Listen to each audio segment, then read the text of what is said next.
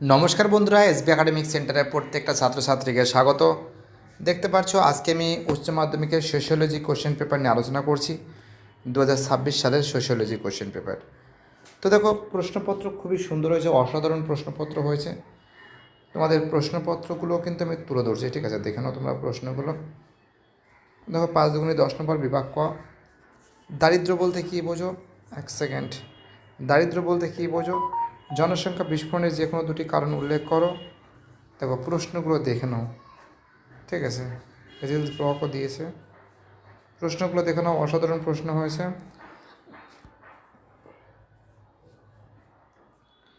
যারা যারা ভিডিওটা দেখছো, যারা যারা চ্যানেলের সঙ্গে যুক্ত আছো, যারা যারা চ্যানেলটাকে সাবস্ক্রাইব করেছো, তাদের আমি অসংখ্য ধন্যবাদ জানাই।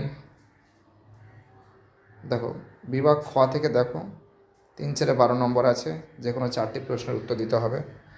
সাক্ষরতা একটি বিবর্তনবাদী ধারণা, ব্যাখ্যা করো। জনসংখ্যা তথ্য দিয়েছে, আকর্ষণ বিকর্ষণ, নিকারী কারণ, গণমাধ্যম দিয়েছে। ও क्या बात है, কি ইজি প্রশ্ন।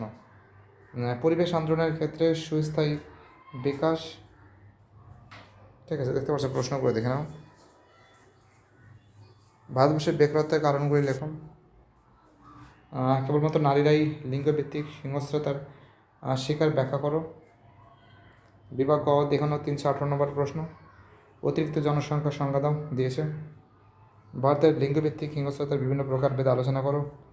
সামাজিক সাংস্কৃতিক জীবন ও সমাজীকরণ গুরুত্বপূর্ণ ভূমিকা পালন করে, WWF দিয়েছে, ঠিক আছে? দেখতে পাচ্ছ, সরাসরি তোমাদের সামনে তুলে ধরেছি।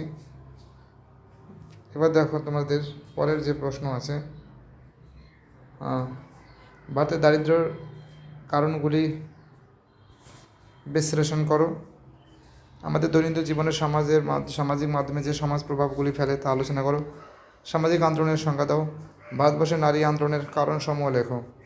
দেখো, প্রশ্নগুলো দেখতে পাচ্ছ তোমাদের সামনে কিন্তু আমি তুলে ধরেছি। খুবই ইম্পর্টেন্ট প্রশ্ন, খুবই ভাইরাল প্রশ্ন।